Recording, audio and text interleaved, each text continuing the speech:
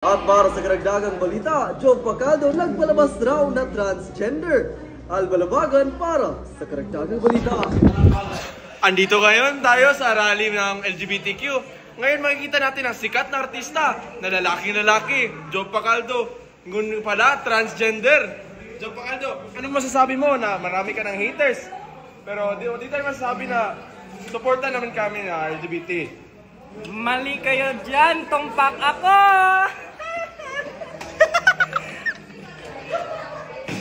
Sabi ng mga kabataan, ang batang hindi marunong magmahal ng sariling wika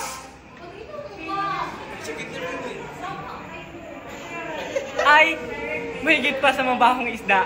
Ngunit, ako ay hindi mabahong isda kasi ako ay proud transgender at nararapat akong maging mabuhay. Wow. Yun nga lang. Sa mga kabataan na gusto maging Job Pacaldo, pwede na. Napasa na po yung Pogo Bill. O, di ba, Arian? Sports news na po. Stop nyo yan, ha. Ayoko ng mga bading na yan, ha.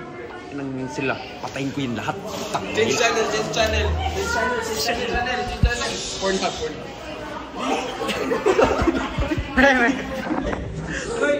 Wait, may mentor, may Pacquiao.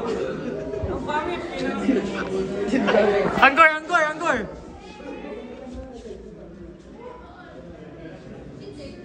Welcome to ABS-CBN News.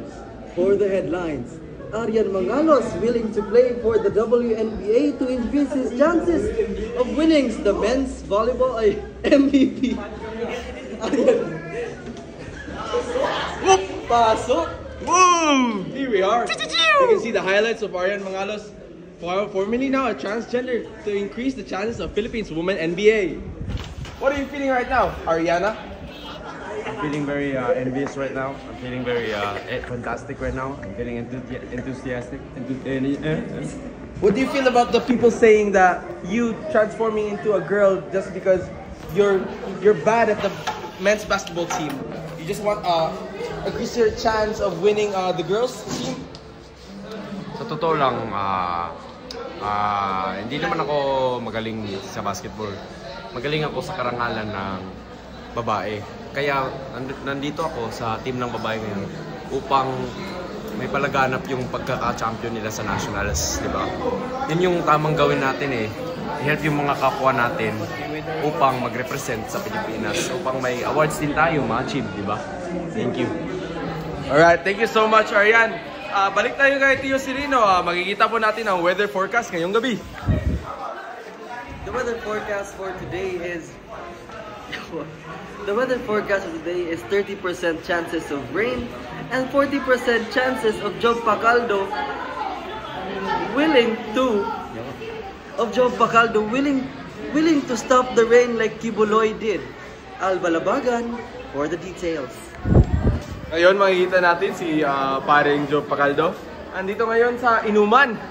Andito natin makikita sikat na artista na back then tumigil yung lindol. Ngayon gusto niya titigil yung baha. Ano masasabi mo ngayon na marami naghahangal sa iyo na gusto daw may religion para sa iyo? Sa totoo lang, itong anong tawag na nito? Yan. Ulan. Sabi yung weather forecast may 30% chance of rain na lalabas. Ngunit yan ay mali.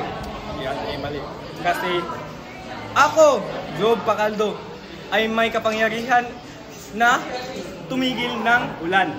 Kasi bakit? Sa kantang Ulan by Kwesye, di mo alam na ako yung nagsulat yan, no? Lagi na lang umuulan.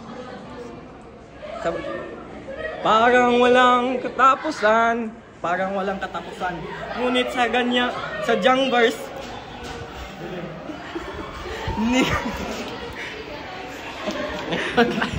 Dito tayo. Balik tayo kay Arian Mangalos. Andito na fun fact. Makikita natin na may hawak na animal si Arian Mangalos. Fun fact po sa isang animal po na ano po? What animal is that po? Nandito po ako, dalawang animal po yung hawak ko. Mga unggoy po ito, rare na unggoy po ito. Itong isa, Black Chameleon. Black Chameleon to. Alright. Ano po mga fun facts na makikita mo sa mga unggoy na ito? Ito malaki to eh, malaki. Magiging gorilla na to eh.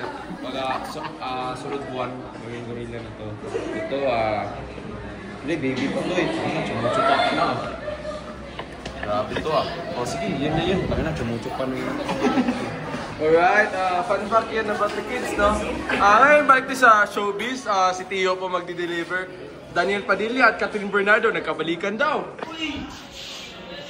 Pinalabas na ang bagong pelikula nila Daniel Padilla, starring Joe Pacaldo and Arian Mangalos as Catherine Bernardo. Ano kayang masasabi nila?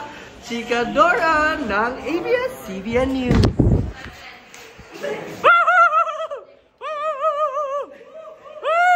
Ayun, nagbalikan na po. Makita po natin si Daniel Padilla at Catherine Bernardo. Nagkabalikan para sa kanilang bagong showbiz. Balik po tayo, please. Ngayon, interviewin natin si Catherine Bernardo, no? Ano po masasabi mo na, si Daniel Padilla, ano po masasabi mo na maraming fans na nag-a-again sa pagbabalikan nyo? Totoo lang yun. Ayoko po ganito. Di ba? May dugo po siya. In period po kasi siya ngayon. Kasi... Ayan, makikita natin na parang may sakit si Catherine Bernardo, no? Si Daniel lang po ang ating interviewin, no? Ano pong masasabi mo, Daniel, na maraming tao nagsasabi na cheater ka raw, na mas pogi si Alden Richards. Ano masasabi mo? Sa totoo lang, mali yun. Kasi katulad ng papa ko po, si Robin Padilla, ay isa akong mabait na tao. Di ako marunong mag-cheat. Di naman rin ako marunong mag-sex. Di naman. Ngunit si Alden Richards, sino yung sa Alden Aldab? Min Mendoza. Min Mendoza. Ngunit sa Alden Richards ay nag-cheat siya kasi may Min Mendoza kasi siya eh. Tapos yan eh. Okay. Pwede mo ba interviewin natin Para sa karagdagang balita, Alden Richards tinawag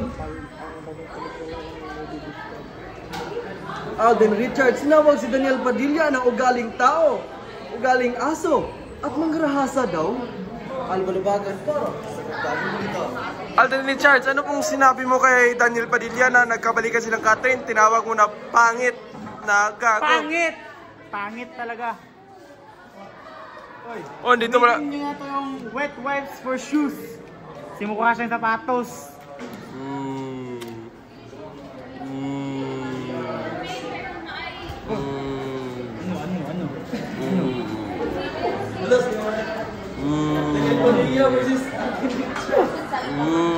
Ang totoong pangalan ko ay hindi Alden Richards. Ang totoong pangalan ko ay Aldab Albalabagan.